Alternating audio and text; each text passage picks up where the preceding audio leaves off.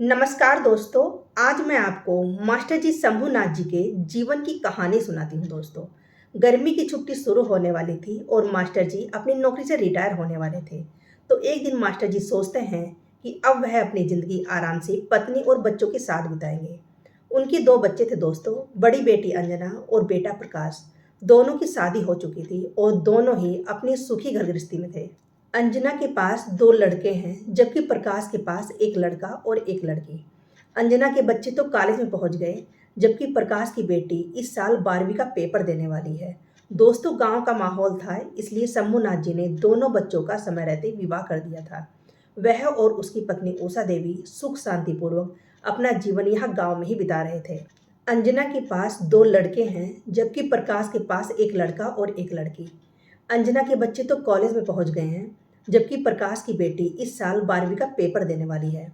दोस्तों, गांव का माहौल था, इसलिए शंभूनाथ जी ने दोनों बच्चों का समय रहते विवाह कर दिया था। वह और उसकी पत्नी उषा देवी सुख शांति पूर्वक अपना जीवन यहाँ गांव में बिता रहे थे। दोस्तों, उनके दिल में बस एक यही कसक थी कि अपने बच्चों को वे पर्याप्त समय नहीं दे पाए, इसलिए अब यह कमी पोतों पोतियों के साथ पूरा करना चाहते थे। वैसे तो गर्मियों की छुट्टियों में उनका घर आंगन खुशियों से भर उठता है। बहू बेटे के साथ साथ दोनों बच्चे, बेटी और उनके बच्चे भी आ जाते हैं। पर फिर उनके जाने के बाद सब कुछ खाली खाली और सूना हो जाता है। दोस्तों, बच्चों के घर आने से पहले ही उनकी पत्नी उषा देवी उनकी पसंद के पकवान और मिठाइयाँ बनाने में जुट जाती हैं। देसी घी के बड़े बड़े कनस्तर, जिन्हें वे साल भर जतन के साथ भरती हैं, बच्चों के आने पर ही खुलते हैं और पूरे 2 महीने तक घर में पकवानों मिठाइयों की सुगंध तैरती रहती है। पहले अंजना और उसके बच्चे आते हैं, फिर उसके बाद प्रकाश का परिवार आता है। क्योंकि दोस्तों, बहू को भी अपने माता पिता से मिलना होता है, इसलिए पहले वह 1 महीना बच्चों के साथ पीहर होकर आती है और बाकी का 1 महीना यहाँ अपने सास ससुर के साथ बिताती है। ऐसा ही दोस्तों अंजना भी करती है। पहले माता पिता के पास आती है और फिर उसके बाद अपने सास ससुर के पास जाती है। आखिर उनका भी तो अधिकार है अपने बच्चों के साथ समय बिताने का। दोस्तों, मास्टर जी ने कभी अपने बच्चे को गलत शिक्षा नहीं दी। उनके लिए बेटी और बहू में कोई अंतर नहीं है। जो नियम बहू ज्योति के लिए है, वही अंजना पर भी लागू होते हैं। पर अब की बार बेटी अंजना छुट्टियों में नहीं आ रही है। इसका कारण यह है कि उनके ससुर जी, दोस्तों, पिछले साल उनकी सास का स्वर्गवास हो गया। तब से उनके ससुर जी उसी के साथ रह रहे हैं। अगर वह मायके आ जाएगी तो उनके खाने पीने की व्यवस्था वहाँ पर कौन देखेगा? पति का क्या, वह तो होटल से भी मंगवा कर खा सकते हैं। पर बूढ़े ससुर को तो घर का ताज़ा खाना ही चाहिए। पहली बार दोस्तों अपनी बेटी की बातें सुनकर उन्हें ऐसा लगा जैसे वे अपनी बेटी से नहीं बल्कि किसी की बहू से बात कर रहे हैं। अंजना उनके सामने अपना दुखड़ा रोई जा रही थी कि किस तरह से ससुर जी के आ जाने के कारण उसकी खुशियाँ और आज़ादी में खलल पड़ रहा है। वह कोशिश कर रही है कि किस तरह उन्हें अपने देवर के यहाँ भेजकर अपना पीछा छुड़ाए, पर उसका आदर्शवादी पति इस बात के लिए तैयार ही नहीं। उसे तो अपने पिताजी की सेवा करके पुण्य कमाने का शौक चढ़ा हुआ है। ऊपर से उसकी नाटकबाज देवरानी। अभी उसने 1 महीने के लिए ससुर जी को देवर के घर जाने के लिए मना लिया था, पर वह महारानी हाथ तोड़कर बैठ गई। यूं कहूँ कि हाथ तोड़ने का नाटक करके बैठ गई और बोली, दीदी, हम तो खुद होटल का खाना खा रहे हैं। पिताजी की देखभाल हमसे नहीं होगी, इसलिए उन्हें अभी यहाँ मत भेजिए। जब मैं ठीक हो जाऊंगी तब देखते हैं। दोस्तों, अंजना गुस्से से लाल पीली हो रही थी यह सब बातें बताते हुए। अब आप ही बताइए कि मैं अकेले क्या करूं? सारी जिम्मेदारियां मुझे ही निभानी पड़ती है। वह महारानी तो कोई ना कोई बहाना करके पतली गली से निकल जाती है।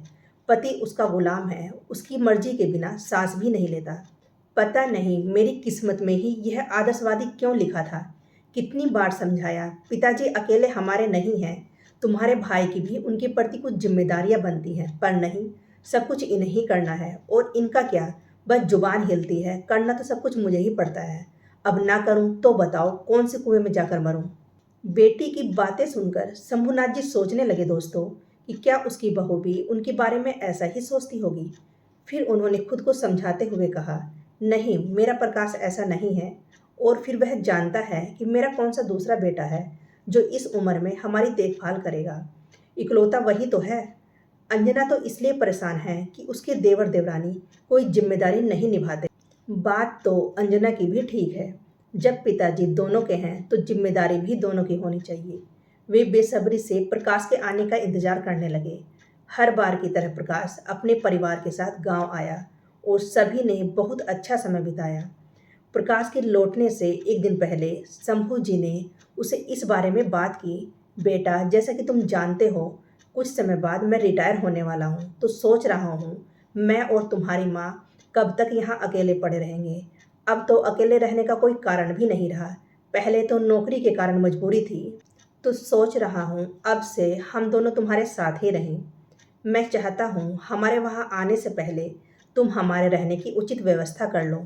वो खर्चे की तुम चिंता मत करो।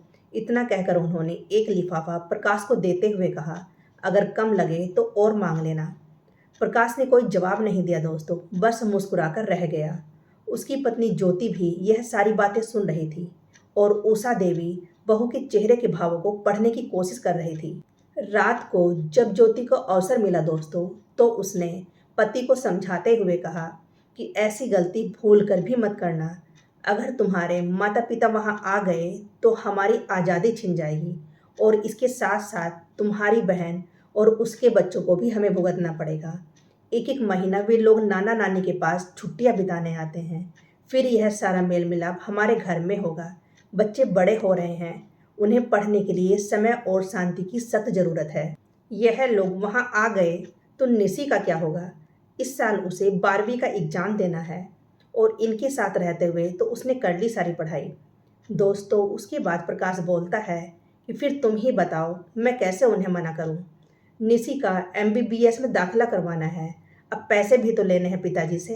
अगर वे नाराज हो गए और पैसे देने से इनकार कर दिया तो। और फिर अंजना भी बता रही थी इस साल वह अपने बड़े बेटे को विदेश पढ़ने के लिए भेजने वाली है। अगर उसने पिताजी से पैसे मांग लिए तो फिर भूल जाओ कि वह पैसे कभी वापस आएंगे। उसके बाद ज्योति बोलती है कि तुम्हारी बात बिल्कुल सही है। तुम्हारी बहन तो है ही मीठी छोरी, इसलिए तो मैं नहीं चाहती तुम्हारे माता पिता हमारे साथ रहें। इससे ज़्यादा तकलीफ तो मुझे उससे है। सारे दिन मुझे अपनी उंगलियों पर नचाएगी, फरमाइशी खाना खाएगी और पीठ पीछे मेरी बुराई करेगी। इतना तो तुमने अपनी आंखों से देखा है। जब वह और उसके बच्चे यहाँ आते हैं तो मुझे सारे दिन रसोई से बाहर नहीं निकलने देते। खुद महारानी की तरह बैठी बैठी ऑर्डर चलाती रहती है। यह नहीं कि जरा भाभी की मदद भी करवा दूँ। अभी तुम इन्हें टरका दो, घर चलकर आराम से सोचेंगे। कोई ना कोई हल तो ज़रूर ही मिल जाएगा, क्योंकि इन्हें वहाँ बुलाकर मैं अपनी सुख शांति में खलल नहीं डालना चाहती। दोस्तों, इधर शंभूनाथ जी बेटे बहू के विचारों से बेखबर गहरी नींद सो रहे थे। वे बहुत खुश थे कि जल्दी ही सारा परिवार इकट्ठा होगा। अगले दिन बच्चे उनका आशीर्वाद लेकर चले गए। प्रकाश जाते जाते कह कर गया कि पिताजी, जल्दी ही मैं आपको वहाँ की व्यवस्था के बारे में बताऊंगा। दोस्तों, ज्योति और प्रकाश ने बहुत सोच विचार के बाद आखिर एक उपाय निकाल ही लिया। दोस्तों, एक दिन प्रकाश का फ़ोन आता है और वह कहता है, पिताजी, बहुत सोचने विचारने के बाद मैंने यह फैसला लिया है, अगर हम सबको एक साथ रहना है तो मुझे एक नया घर लेना होगा, क्योंकि यह घर बहुत छोटा है। एक बड़े परिवार के हिसाब से यह बिल्कुल भी ठीक नहीं है और मैं नहीं चाहता कि आप यहाँ आए और आपको किसी प्रकार की असुविधा हो। दोस्तों, शंभूनाथ जी बोले, बेटा, तुमने इतना सोचा हमारे लिए, यही बहुत है। घर छोटा हुआ तो क्या हुआ, दिल तो बड़ा है तुम्हारा। तुम चिंता मत करो, हमें कोई असुविधा नहीं होगी। हम सब संभाल लेंगे। बस अब तुम जल्दी से हमें लेने आ जाओ। दोस्तों, उनकी बात सुनकर प्रकाश को गुस्सा आ गया और वह बोला, आपको मेरी बात समझ में नहीं आ रही? मेरा घर छोटा है और आप यहाँ आकर क्या करेंगे? घर में 2 जवान होते बच्चे हैं, उन्हें अपना अलग कमरा चाहिए। आप एडजस्ट कर लेंगे, पर मैं अपनी दिनचर्या के साथ किसी तरह का समझौता नहीं करना चाहते। इसलिए जब तक मैं नए घर की व्यवस्था नहीं कर लेता, तब तक आप गांव में ही रहिए। और वैसे भी जब अब तक आराम से रह रहे थे, तो अब अचानक से क्या हो गया? कल मैं गांव आ रहा हूं, मुझे घर खरीदने के लिए पैसे की ज़रूरत पड़ेगी। आप इंतज़ाम कर लेना। और उसने फ़ोन काट दिया दोस्तों। इसके बाद उत्साहित होकर उषा देवी ने पूछा, बताइए कब आ रहा है प्रकाश हमें लेने के लिए? दोस्तों, बुझे मन से शंभूनाथ जी बोले कि कल आ रहा है, पर हमारे लिए नहीं, पैसे के लिए आ रहा है। उन्हें अंजना की कही हुई बात याद आने लगी और उनका हृदय दुख से भर गया। अगले दिन प्रकाश आया और उनसे पैसे लेकर चला गया। माँ बाप के उदास चेहरे देखकर भी उसका दिल नहीं पसीजा। उसने उन पैसों से बेटी का दाखिला करवा दिया और जब भी शंभुनाथ जी नए घर के बारे में पूछते, वह कह देता कि अभी कहीं बात नहीं बनी। शंभुनाथ जी जानते हैं कि यह बात कभी बनेगी भी नहीं। धीरे धीरे उन्होंने बेटे से यह सवाल पूछना ही छोड़ दिया। अब वे पत्नी के साथ खुश रहना सीख गए, क्योंकि एक वही है जिसे सही मायने में उनके साथ और प्यार की ज़रूरत है। इसके बाद एक अच्छा काम भी हुआ। प्रकाश की उनसे पैसे मांगने की हिम्मत ही नहीं रही, क्योंकि उसे पता है कि पैसे की बात उठते ही पिताजी घर के बारे में ज़रूर पूछेंगे और वह क्या बताएगा कि उसने यह पैसे झूठ बोलकर अपनी बेटी के लिए लिए थे। वह तो कभी उन्हें अपने साथ रखना ही नहीं चाहता था और उन्होंने भी देने छोड़ दिए, क्योंकि अब यही पैसा है जो उनके काम आएगा। औलाद से तो अब कोई उम्मीद रही नहीं। दोस्तों, आपको ये कहानी कैसी लगी कमेंट बॉक्स में ज़रूर बताइएगा और कहानी पसंद आई हो तो लाइक कीजिए, सब्सक्राइब कीजिए और अपने दोस्तों को शेयर कीजिएगा।